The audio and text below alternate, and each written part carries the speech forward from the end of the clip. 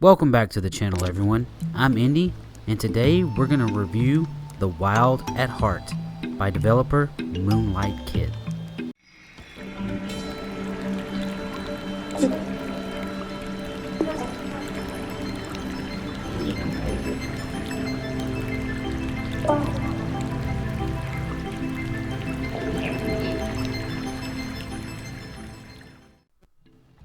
When I first started playing The Wild at Heart, I didn't know what I was getting into while taking over as Wake, a young boy that feels abandoned by his father.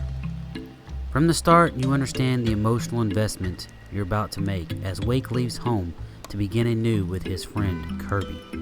However, Kirby does not meet you, and Wake embarks on a journey into the woods guided by his newfound companion Greycoat. Soon you will discover a magical world filled with Spritelings, green shields, and a darkness called the Never that threatens to end Greycoat and his band of green shields.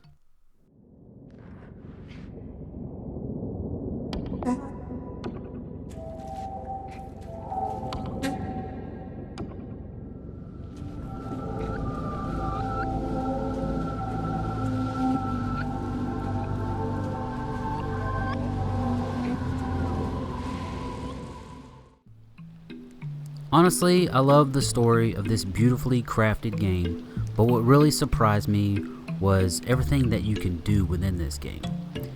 At first, you have to find Spritelings that will help you gather scrap in order to craft items, or check this out, they even fight for you. That's right, you throw these cute little creatures at baddies and they will take them down for you. But be careful though, as your sprites can die and you are limited to how many you can carry at one time. Of course, as you progress, you'll be able to up that number. While Wake carries around his Gust Buster, a portable vacuum that helps you pick up scrap, the sprites are the main focus. They help you complete puzzles, tear down walls, gather, deliver items, take on monstrous beings, and with each new Spriteling you discover brings a whole new set of magical powers. You can get more sprites by finding their pips, which are basically their eggs. In order to hatch a Spriteling, you must first have Glint, a glowing essence found by defeating enemies or finding certain plant growths. Take that and your pips to the Spirit Well in order to hatch them. The Spirit Well also acts like a storage for your sprites in case you are already at your max. Get as many of them as you can. You will need them.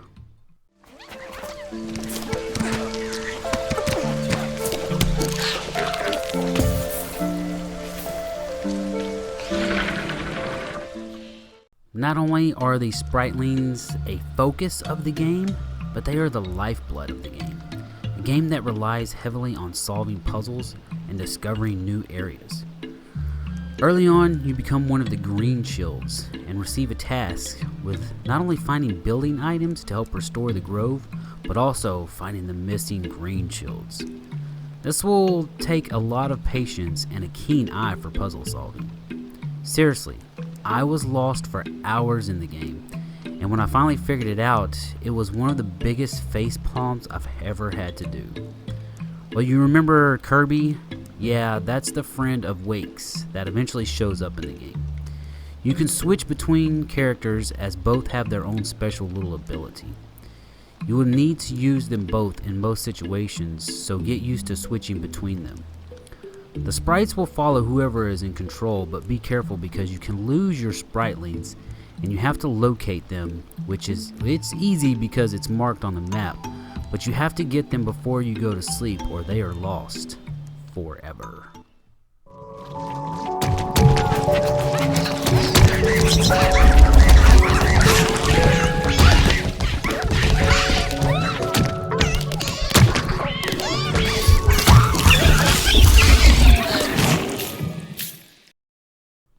A fun aspect of the game is when night comes, so does the Never. The Never is a dark being that will attack you, but more importantly, wants your Spritelings. You can run into well-lit areas, or you can use items such as flares to buy you some time. A more preferred method by me might be to run back to base camp and sleep until morning. Kirby can be useful at night as well, but I won't spoil that one for you. Remember to look at all the Spritelings' abilities, as some could come into play at nighttime. Learning how many sprites and a certain mix of them will come in handy, especially later in the game with solving puzzles. Don't be afraid to mix it up with them. If you get stuck in a certain area, go ahead and see which ones work best for you. You will need to have your explorer's hat on for this one, as backtracking is required throughout most of the game. The good news is that in each new location you will unlock a base camp. Here you'll be able to craft items, save games, hatch pips, and store items in your stash. There are fast locations, so if you see one, then you know a base camp is close by. While the game is just fun to play, it also looks fantastic. The art style is beautiful, and it's accentuated by a lovely score. There is so much to like about The Wild at Heart, but one hiccup would be how many times the screen froze or the frame rate would drop so bad I would have to stop in my tracks for everything to catch up. It didn't break the game, but it was definitely annoying at times, and it happened way too often. I don't know if others experienced this issue, and I don't know how much playing this on Game Pass had the effect. Besides the sometimes incredibly lost feeling I had in the game, the freezes were the most annoying part. Everything else worked pretty well. The controls are responsive, and controlling your pips, giving them orders, was fun.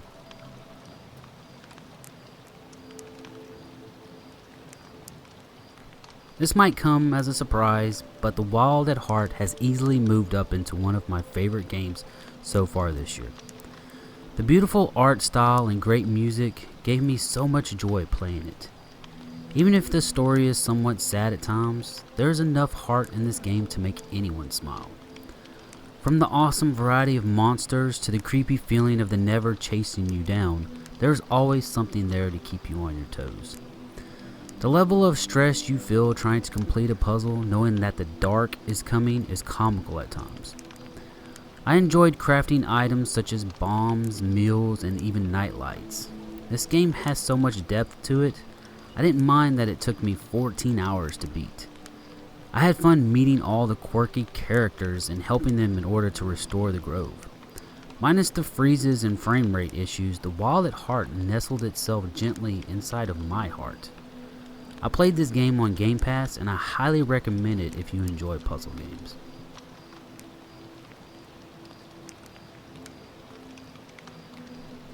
Thank you to everyone for checking out my review of The Wild at Heart. If you enjoyed it, please give it a thumbs up.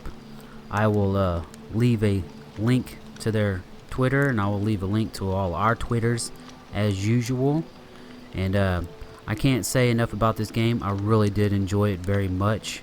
All the characters, all the little quirky characters in the game are awesome. The visuals of it are outstanding. The music is great. It was a very fun game, sometimes frustrating with how difficult, or I say difficult, but how the puzzles can be at times and getting lost within the game. But that's all part of the game. You know, I can't hold that against it, only myself. But it really is a fun game. If you enjoy puzzles and running around, you will enjoy this game. So I highly recommend it. With that said, as always, Indian, brah.